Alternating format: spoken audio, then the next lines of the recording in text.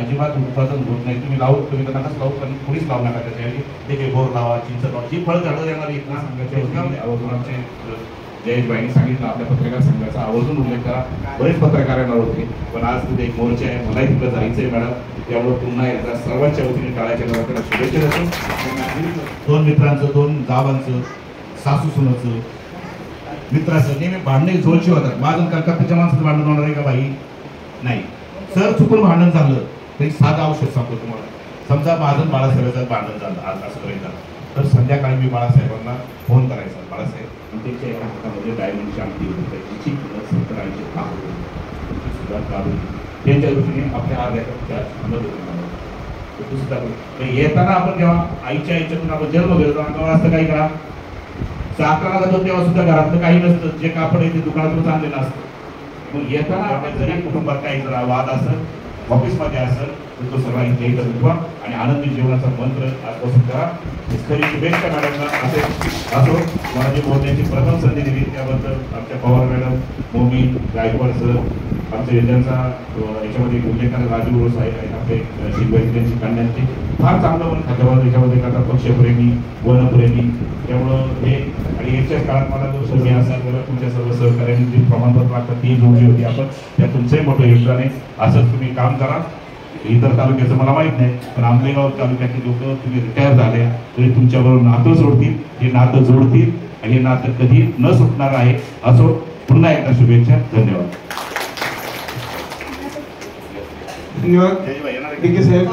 आणि थोडं दुःख म्हणजे अनेक मान्यवर खरं तर आज बोलायला संधी मिळेल असं वाटलं नव्हतं आणि बोलण्याचं जास्त सवय पण नाहीये. परंतु राजहंस मॅडम या ठिकाणी कार्यरत झाल्यानंतर प्रथमतः आमच्या विभागाला भेट देत असताना त्यांचे पदार्पण, त्यांचे पाऊल आमच्या घराला लागले आणि त्यावेळेला जी मी त्यांची जिद्द पाहिली, काम करण्याची पद्धत पाहिली, त्यावेळेलाच खरं तर मी भारावून गेलो होतो. एक तरुण मॅडमला जरी सर्वसामान्य माणसाने जरी फोन केला तरी त्या कधी टाळू शकत नव्हत्या आणि त्याला योग्य पद्धतीचं मार्गदर्शन करून त्यांचं काम करण्याची पद्धत आहे. आज आपल्यातून निरोप देत असताना खरं थोडं दुःख होतंय, परंतु मॅडम दुःख मानायचे कारण नाही. आपली प्रगती होत असताना आपल्याला पदोन्नती भेटली. तुमच्या त्याही कार्याला आमच्या सर्वांच्या शुभेच्छा असतीलच, परंतु आपण जो आदर्श या ठिकाणी घालून दिलेला आहे, येणारी कोणीही माणसं असतील, कोणीही अधिकारी असतील, तर त्यांना आपण एक रस्ता दाखवून दिला, त्या रस्त्याने त्यांना जाणं भाग आहे, त्या रस्त्याने त्यांनी जातील यात मला आपल्या या विभागातून जात आहे आणि आनंद या गोष्टीचा होत आहे की एक चांगल्या पदावर त्यांची या ठिकाणी नियुक्ती होत आहे आणि ती सुद्धा बाहेर नाही, आपल्याच विभागात म्हणजे जुन्नरमध्ये त्या कार्यरत होणार आहे. ते आपल्याला सुद्धा जे आपली काही कामं असतील या विभागाची तर त्या ठिकाणी जुन्नरमध्ये ते असणार आहे आणि त्याचा आपल्या भागाला किंवा आपल्या लोकांना त्याचा निश्चितच या ठिकाणी फायदा होईल. अशी मेंढे साहेबांनी सांगितलं, ज्यावेळेस नवीन मॅडम या ठिकाणी आरेफ म्हणून आल्या त्यावेळेस त्या पहिल्या भेट द्यायला वलती या ठिकाणी आल्या. मॅडम तुम्हाला आठवत असेल, वलती या ठिकाणी पहिली भेट द्यायला आल्या आणि पुरुषही अधिकारी, त्यामुळे मॅडमला आमच्या तालुक्यामध्ये काहीच प्रॉब्लेम नसेल. मॅडम तुम्ही आमच्या तालुक्यामध्ये आला येणार आहेत याचा मला आनंद होत आहे. तसं सांगायचं म्हणलं तरी तो उपस्थित जे कृषी खात्यामध्ये कामाला आहे, आमच्यामध्ये तालुका कृषी अधिकारी, सहाय्यक कृषी अधिकारी हे म्हणजे पदोन्नतीने किंवा प्रमोशननी बाकीच्या तालुक्यामध्ये जातात, पण साधं त्यांचा कधी सत्कार होत नाही. डायरेक्ट ते रिव्ह्यू होतात आणि संबंधित तालुका ठिकाणी हजर होतात. पण मी माझ्या 20 वर्षाच्या नोकरीच्या कालावधीमध्ये आजचा हा कार्यक्रम बघितला, त्याच्यावरून समजते की मॅडमचं काम हे वाखाणण्यासारखं आहे आणि तसंच काम मॅडम तुम्ही आमच्या जुन्नर तालुक्यामध्ये करताल यात काही शंका नाही. तुम्हाला पुढील वाटचालीसाठी शुभेच्छा. कामही खूप केलेली आहेत त्यांची, अगदी झिरो पेंडन्सी या तत्वावर त्यांची काम आहे. त्यांची आज एक पाहिलं ना का कार्यालयामध्ये त्यांच्या कालावधीतील एक सुद्धा काम आपल्याला पेंडिंग दिसणार नाही. सगळी कामं एकदम व्यवस्थितपणे त्यांनी पार पाडलेली. मी स्वतः पाहिले मॅडमनी मॅडमची जास्त ही फील्डवर असायची, त्याच्यामुळे आज त्यांच्या कालावधीतील रोपणाची संख्या सुद्धा जिवंत रोपांची पहिल्यांदाच वन खात्याच्या बाबतीत झालेलं एक नातं होतं. मी गेले 20 वर्ष बातमीदारी करते. CSI काळूराम डांगर त्यांच्या विहिरीत आंबेगाव तालुक्यात सगळ्यात पहिला भेटल्या तेव्हापासून ती तिथंचा फोटो काढायला मी होतो. तेव्हा डिजिटल काही नव्हतं, माझ्याकडे प्रोफेशनल कॅमेरा होता. मला त्या फोटोसाठी पुण्यातनं मोठमोठ्या सगळ्या वृत्तपत्राच्या टीममधनं फोन येतो. एक आपल्या आढळराव पाटील तर मला जयेश म्हणत बिबट्या पत्रकारच म्हणत. तर माझ्या बिबट्याबाबत आजपर्यंत एवढ्या न्यूज मी केल्यात, पण मॅडम यायच्या आधी वन खातं आणि मी थोडंसं क्रॉस केलं. मी कधीच चांगली बातमी नाही केली वन खात्याची. मध्यंतरी मॅडमला काहीतरी बातम्या लागत होते, त्यांनी मला ते मागवल्या होत्या माझ्याकडच्या बातम्या, त्यात चुकून त्या पण आल्या असतील. या आधी सगळ्याच निगेटिव्ह येत होत्या. कारण पत्रकार आणि वन खातं जरी हे असलं, पण कॉमन पीपल आणि वन खातं यांच्यामधला दुवा म्हणून आम्ही काम करतो. मॅडमच्या आधी कधी त्यांच्या आधी जे अधिकारी होते त्यांनी कधीच ते समजलं नाही, पण माझ्या मनात जे काय होतं ते मॅडमनी समजून घेतलं आणि त्याप्रमाणे आम्हाला जसा रिस्पॉन्स दिला. पण आम्हाला त्याच्यानंतर कधी असं वाटलं नाही की हे वनपाल चुकीचं काम करतायत किंवा हे चुकीचं करतायत, मॅडम चुकीचं करतायत. आम्ही सुद्धा पॉझिटिव्हली गेलो. त्यामुळे कुठंतरी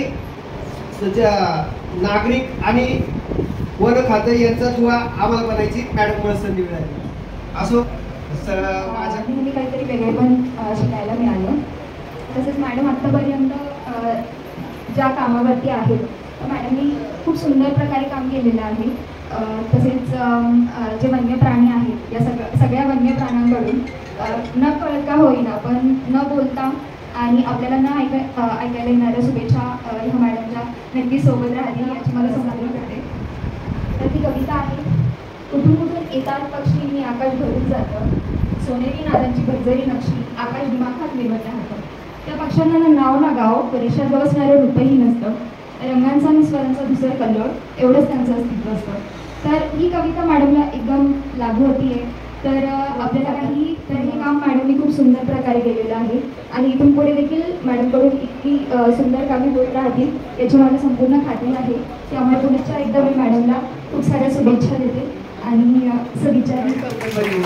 त्यानंतर आपल्या मनोगत व्यक्त करण्यासाठी येत आहेत ते बाळासाहेब यादव, सेवानिवृत्त वनसेवक यांनी या ठिकाणी आपलं मनोगत थोडक्यात व्यक्त करायचे. आज या ठिकाणी श्रीमती स्मिता शैलेश वन परिक्षेत्राधिकारी मला एवढं सांगायचं आहे की माझ्या 43 वर्षामध्ये पहिल्यांदा मॅडमविषयी सगळं सांगितलेलं आहे, त्याच्यामुळे मी काही जास्त काही सांगणार नाही.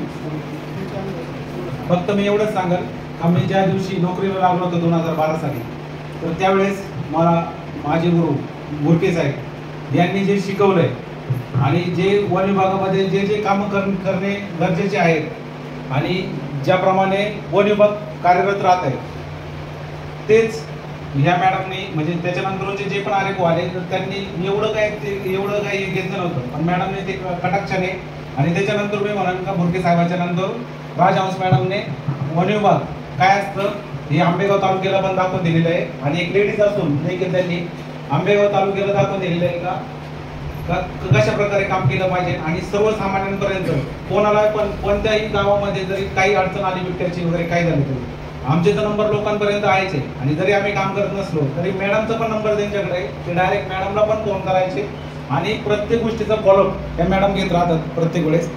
तर असं त्यांनी कोणती बाजू म्हणजे असं नोट केलं नाही का हे कर्तव्य तुमचं आहे किंवा तुम्ही तुमच्या पद्धतीने ते हँडल करा असं न करता त्यांनी सर्वांना एकत्र घेऊन चाललेले आहेत आणि सगळ्यांना बरोबर घेऊन चालल्यामुळं तर ते मला दादाच म्हणजे मी माझ्या बहिणीच आहेत, मोठ्या बहिणी आहेत.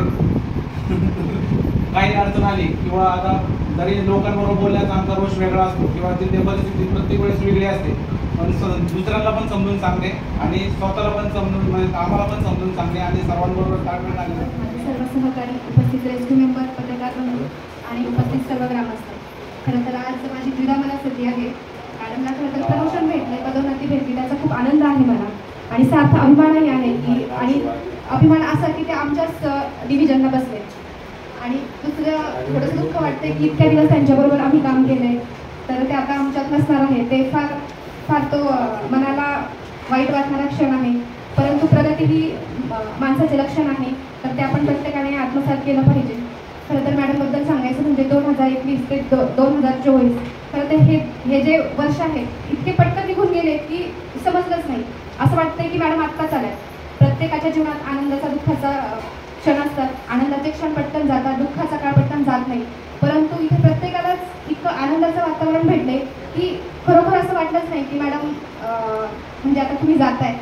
आणि सगळ्यात महत्त्वाचं त्यांचं जे स्किल आहे, मी आत्तापर्यंत 18-19 वर्ष सर्व्हिस केली. माझ्या ह्या 19 वर्षाच्या कालावधीत इतकी महिला अधिकारी सक्षम मी आजपर्यंत पाहिली नाही. प्रत्येकाला बरोबर घेऊन काम करणे, अगदी प्रत्येक कामामध्ये अगदी झोपून काम करणे, प्रत्येक गोष्टीत अभ्यासपूर्वक नियोजन करणे. खरं तर आत्तापर्यंत सर्वांनी मनोगत व्यक्त केली. प्रत्येकाने मॅडमचे बरेचसे गुण सांगितले. पुन्हा मी काही ते रिपीट करत नाही.